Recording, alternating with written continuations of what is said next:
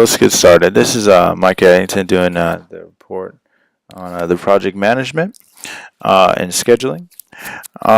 So for risk management, we had two main things.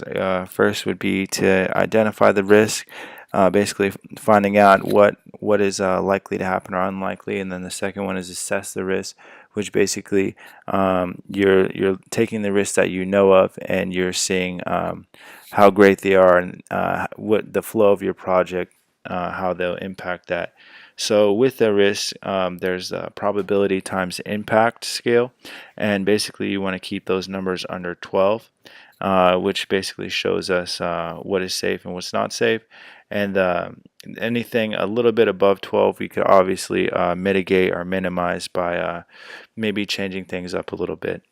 In summary of scheduling, we have the WBS, which is basically deliverable goods, what the ends is of basically of a project.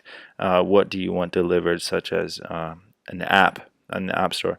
Dependencies and sequencing. Basically, we see, okay, what task relies on another task, and then the sequence is first this happens and then this happens. And we see things like that, such as like in a Gantt chart that we're so familiar with.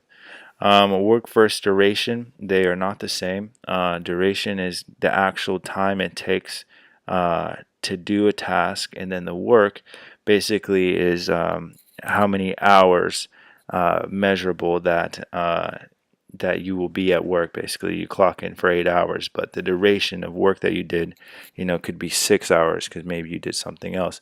The critical path is basically the end of a project, how long it takes, and in that critical path, you have some pretty interesting formulas, such as 4 times the standard of what you think will happen, and then you have the worst case and the best case.